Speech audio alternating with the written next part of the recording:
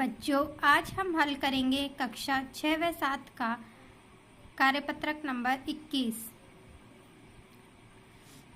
इस कार्यपत्रक में हम भिन्न को दशमलव एवं दशमलव को भिन्न में बदलने की समझ विकसित कर पाने से संबंधित सवाल हल करेंगे। तो इसका पहला क्वेश्चन हम देखते हैं। 0.1 को 1 का 10वां भाग कहा जाता है, तो बताइए कि निम्न को क्या कहेंगे। यहाँ पर इन्होंने 0.1 को 1 का 10वां भाग कहा है। इसी तरह से हमसे पूछा गया है कि 0.3 को हम क्या कह सकते हैं। तो 0.3 को हम कहेंगे 3 का 10वां भाग। यहाँ पर एक संख्या से पहले दशमलव आ रहा है, इसलिए हम 10वां भाग बोल रहे हैं, और संख्या जो संख्या हमें दे रखी है वो संख्या हम बोल देंगे।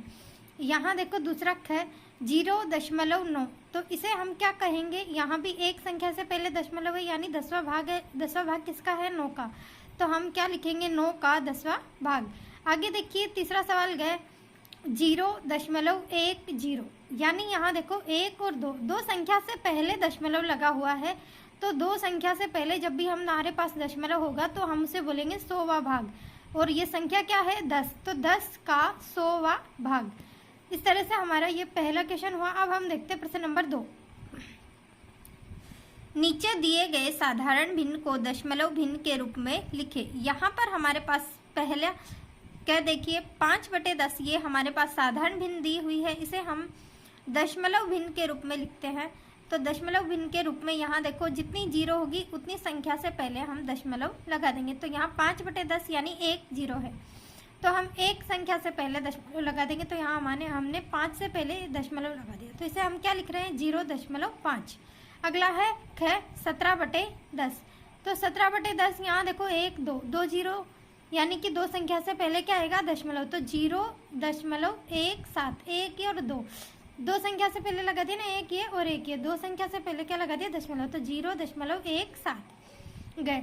239/1000, यानी कि 1 2 3 संख्या से पहले हमें दशमलव लगाना है।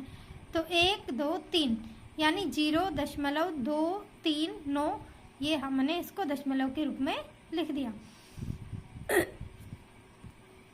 प्रश्न नंबर 3, नीचे दिए गए दशमलव भिन्नों को साधारण भिन्न के रूप में लिखे।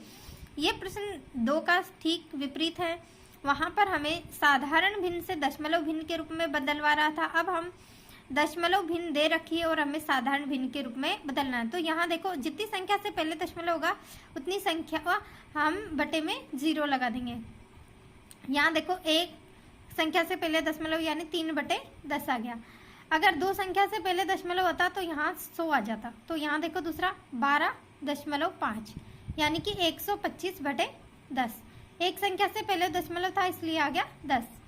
यहाँ देखो 0.47, यानी कि 47 होगी संख्या, और 2 संख्या से पहले दशमलव है तो बटे में क्या आएगा? 100।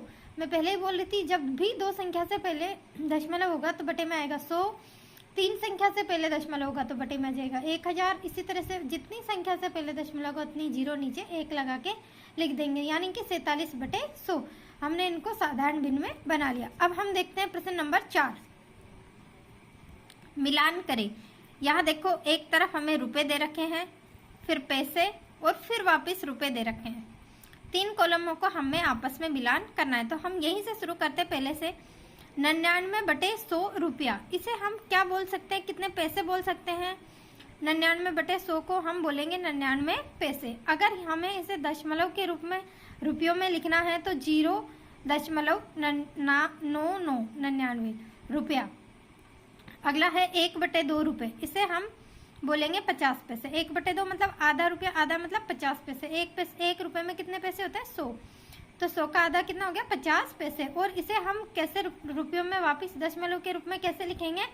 0.50 रुपया, 0.50 रुपये।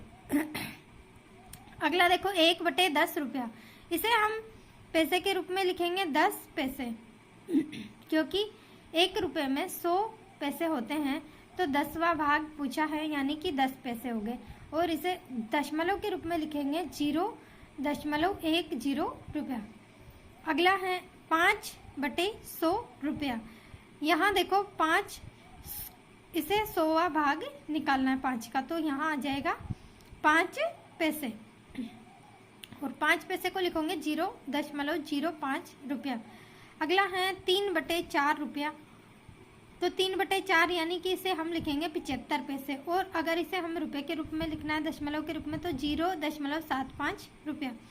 अगला है 1/4 रुपया, तो इसे हम पैसे में लिखेंगे पहले 1/4 यानी कि 25 पैसे, 1 रुपये का चौथा भाग। तो हमें 1 रुपये में कितने पैसे होते हैं 100, तो 100 में 4 का भाग दिया तो कितना आ गया 25, तो 25 पैसे, और इसे हम दशमलव के रूप में लिखेंगे 0.25 रुपया। इस तरह से हमने ये तीनों को आपस में मिलान कर लिया। अब देखिए प्रश्न नंबर 5, नीचे दिए गए दशमलव भिन्नों को मिश्रित भिन्न के रूप में लिखे। ये है 5.3, इसे हमें मिश्रित भिन्न के रूप में लिखना है, तो 5 सही 3/10 यानी कि इस संख्या को हम, ये 5 तो आगे आ जाएगा और ये 3 ऊपर, और बटे में जितनी संख्या से पहले दशमलव होगा उतनी हम 1 लगा के 0 लिख देंगे। 5 सही 3/10, 8.9, 8 सही 9/10, 4.6 यानी कि 4 सही 6/10। अगला प्रश्न है इसी का 6.4, 6 सही 4/10, 5.92, इसे हम कैसे लिखेंगे, यहाँ 2 संख्या से पहले दशमलव आ गया तो ये तो 5 तो सही आ गया, 5 सही, और ये 99 बटे क्या आएगा 100। 100 क्यों आया है, क्योंकि यहाँ पर 1 और 2 संख्या से पहले क्या है दशमलव, इसलिए बटे में आया 100। जब एक संख्या से पहले दशमलव था तो बटे में आ रहा था 10। लास्ट सवाल देखिए इसका 2.71, तो यहाँ देखो 2 सही 71/100, क्योंकि यहाँ भी 100 आया है, क्योंकि यहाँ भी 2 संख्या से पहले क्या है दशमलव। इस तरह से हमने 5वां सवाल किया है। अब हम करेंगे 6ठा सवाल। नीचे दी गई मिश्रित भिन्नों को दशमलव के रूप में लिखिए। यहाँ पर हमें मिश्रित भिन्न दे रखी है, ये 5वें प्रश्न का ठीक विपरीत प्रश्न है। 9 सही 5/10, तो इसमें जैसे इन दशमलव लिखा हुआ था ना 9.5, तो इसको लिख दिया हमने 9.5। 2 सही 7/100, तो यहाँ देखो जितनी संख्या से पहले दशमलव लगा देंगे, तो यहाँ 2 0 है तो 2 संख्या से पहले दशमलव लगा देंगे। यहाँ 10 था यानी 1 0 है तो 1 संख्या से पहले हमने दशमलव लगा दिया, तो 2.07, ये 1 0 हमने लगाया, क्योंकि यहाँ 2 संख्या से पहले लगाना था, हमारे पास एक ही संख्या थी तो हमने एक क्या लगा दिया 0। अगला है 9 सही 8/1000, तो यहाँ 3 संख्या से पहले दशमलव लगाएंगे तो 9.008, ये 2 0 हमने लगाए 1 2 3 संख्या से पहले दशमलव लगाने के लिए। तो ये जितनी संख्या होगी यहाँ पर 0 की उतनी संख्या से पहले हम दशमलव लगाएंगे। ये 3 सही 4/10, तो इसमें देखो 3.4 यानी कि 3, और ये यहाँ पर एक संख्या है तो एक संख्या से पहले क्या लगा दिया 4 से पहले दशमलव, तो 3.4। अगला प्रश्न है प्रश्न नंबर 7, दशमलव संख्याओं के अंकों का स्थानीय मान लिखिए।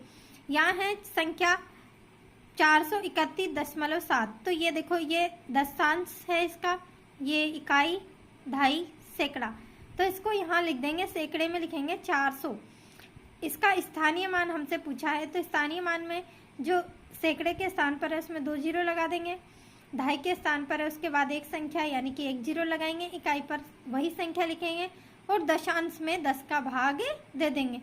तो ये देखो यहाँ 4 है, इसके बाद 2 संख्या है तो 2 0 लगा दिए 400, फिर 3 के बाद एक संख्या है तो 30, फिर 1 लिखा इकाई का 1, फिर 7/10 923.2, तो यहाँ देखिए 9 इसके बाद 2 संख्या यानी कि 2 0 लगा देंगे, तो ये हो गया 900, फिर 2 के बाद एक संख्या यानी कि 1 0 लगा दिया 20, 3 को इकाई का अंक 3 ऐसे कैसे लिख दिया, और 2 के बटे में लिख दिया 10 यानी कि ये 10वां भाग हो गया इसका, 2 का दशांश हो गया इसका।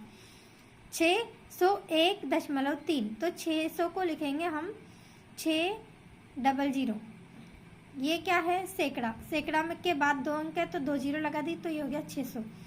यहाँ 0 है कोई संख्या नहीं है इसलिए इसको हमने 0 लिख दिया। फिर इकाई का अंक 1 है, 1 ऐसे कैसे लिख दिया, और 3 को लिखा 3/10 क्योंकि ये इसका 10वां भाग है।